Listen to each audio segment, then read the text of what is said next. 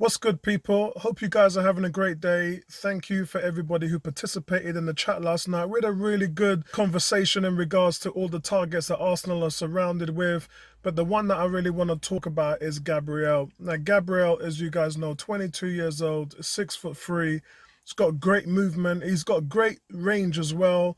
And he's got a massive presence in the box. Plays the overlap really well and is quite quick over 10 yards. So the likes of the Premiership really bodes well for him. If you look at the likes of Vardy, Raheem Sterling, Salah, and all these players who are very quick, great movement in the box. Centre-backs that can cover all of that are going to be worth a dime a dozen. There's a ton of teams right now, guys.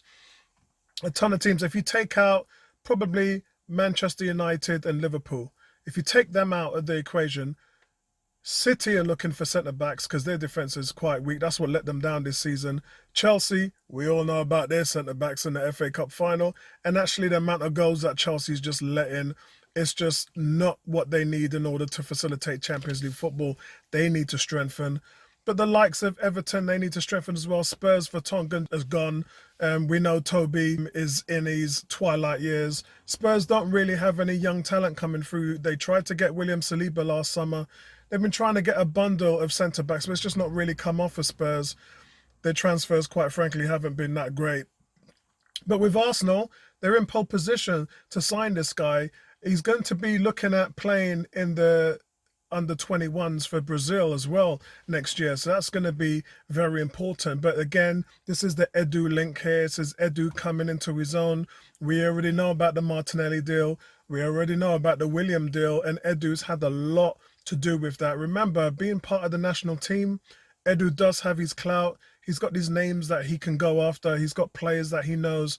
And a lot of them, guys, are not conducive to the way how the Premiership works and the players that they're after. You know, it's like they find the name, don't they? And then everybody goes after that player, and then that player's value is doubled and it's 60, 70, 80 million. Well, Gabriel, guys, he's only valued at 30 million euros. It's good money. It's about 26.5 million pounds. But I think for the age of the player, the experience of the player, it's the tool set as well, guys. He's ranked 7 on his team in terms of accurate passes is over 40 yards. So this guy can pass out the backfield. As much as I love Rob Holding and as much as I think of Mustafi, yeah, the one thing that Pablo Mari and David Luiz can do well is pass the ball out the backfield. And this guy has got massive passing range. That's one thing I think William Saliba has to keep working on in terms of his growth. And we know he's got a high ceiling. But Gabriel comes ready-made. And if this deal does go through, I believe the offer's gone through today, but if this deal does go through, then I think it's going to be massive in terms of plugging somebody in there straight away who's experienced and who can defend at this level. And I say this many times, that regardless how many players that you have, Mikel Arteta wants to have his players, not Emery and Wenger's players. He wants his players. And that's the reason why we're going to see this type of recycle of players, of deadwood and everything, all these ins and outs happening, because Arteta wants the starting 11 that he feels can get the job done in the way that he wants it done. And Gabriel, it seems like he's the player that Mikel Arteta wants. So I think that is going to be interesting to see how this goes along. We talked about in the show last night how we've got 9 centre-backs. Zach Medley's just made the first team. So Arteta's going to need to have a nucleus of about 6 or 7 good quality centre-backs that he can trust can get the job done. And I think that this is where it starts. Don't be surprised if you see 2 or 3 leaving. Yeah. Don't be surprised if you see that happening, because it's now a numbers game. You simply, and I say this about the midfield as well in terms of Xhaka, and I say this about the strike force with Lacazette, you simply cannot get back into the top 4 with the players that you have and that have been at the team over the last few years, because it just hasn't happened with those players, yeah? If anything, they've done worse because they finished 8th.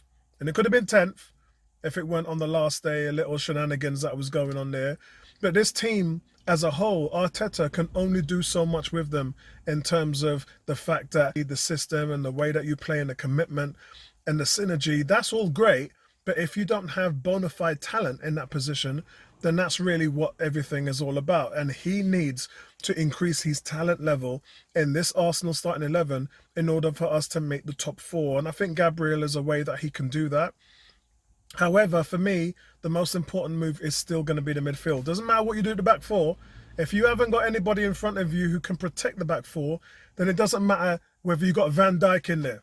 It really don't, because you can only play to a level where you cannot deal with the pepper rainfall that happens, that the amount of shots goalkeepers have to save, the amount of blocks defenders have to make, is because the midfield are just not doing their job.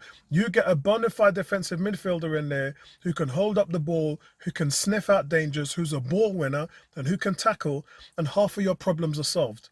So I think that that's where the key needs are in this Arsenal team, and I'll be looking forward to seeing whether that Arteta and Edu actually address this weakness that Arsenal have, because poor ball retention, poor tackling, poor duels won, poor ball winning capability, all of that is rife in the midfield. And you don't even have Dani Ceballos. You don't even have him right now. So for me, priority is always going to be that midfield. But guys, that's it from me. That's an update that I want to bring to you guys straight away.